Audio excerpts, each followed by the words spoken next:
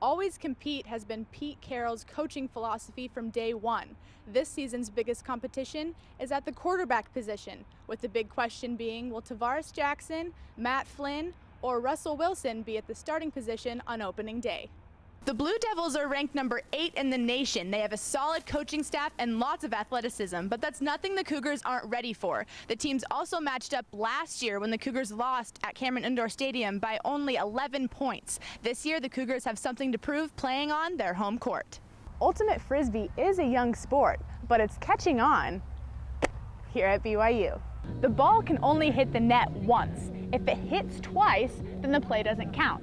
If you hit the ball and it lands between the net and the rim, that's called a pocket, and that constitutes a reserve. If the ball hits the rim, it's called a rimmer, and that means the other team automatically gets that point. If the Cougs show up tomorrow and play like we know they can, they should have no problem fighting off the Warriors. But there are a few key players from Hawaii that they need to watch for. Brittany, let's start with you. What does BYU need to do to come here and get a W on the road? Well, I want to start talking about BYU's defense. They have got to put pressure on the quarterback. We haven't seen them do that a lot this season. They got a little bit better with San Jose State last week. This season, instead of cheering from center court, the students will be playing a different position, getting loud closer to the visitors' bench and behind the West Hoop. 3, 2, 1, just good. It's more than just a barefoot hobby. There's 500 schools nationally that play in the USA Ultimate College Series, and so we're playing 14 of them this weekend. The problem is, no one knows about it. People would just be exposed to it. People would love the sport. It's one of the fastest growing team sports, 5 million people. And just because of our unique situation here at BYU where we don't have a relationship with the university, it is so underground and unknown, and it breaks my heart. Ultimate Frisbee is a young sport, but it's catching on here at BYU.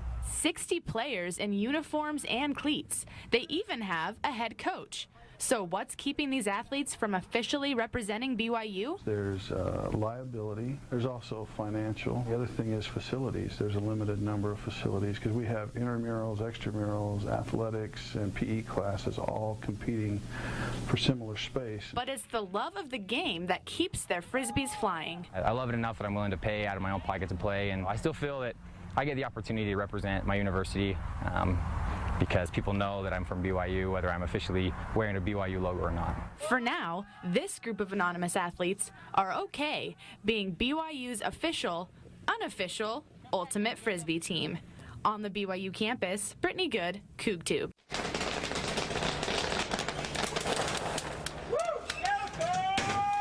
It's hot, salty, and sweet, and football fans can't get enough of it. I love it. It's really good. It's a tradition. Love to buy it. And it's crunchy. The kernels are big and fluffy. It's really good. Hot Poppin' Kettle Corn has been serving their sweet treat to BYU fans for the last 4 years. And all of that goodness is made right here at the stadium. We bring in the popcorn and the oil. We pop it in our kettle. We have one guy, that's what he does. The whole game is just trying to keep up popping kettle corn. You put in the oil, then you put in the popcorn.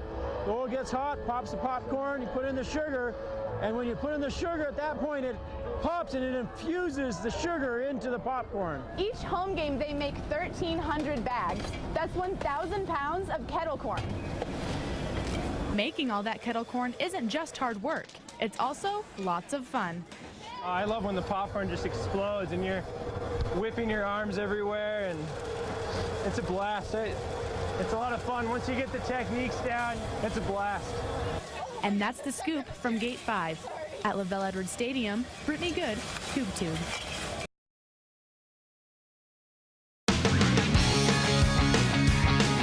Second baseman Dustin Ackley dropping in the lineup. Manager Eric Wedge trying to get him fired up. Ackley hitting just .205 in June. The Mariners are losers of 5 straight heading into the series with the Giants. Pick it up in the 8th. Melky Cabrera hits one deep, and that just gets over the wall for a 2-run shot. 4-0 Giants. Mariners finally get on the board in the 8th. Ichiro with the comebacker that the pitcher can't handle. Giants get an out, but Ackley scores. Ems eventually cuts the lead 4-2, but then in the 9th, check out the fan jumping out of the stands to field the foul ball. He gets tackled in a hurry by security. Mariners lose 4-2 final.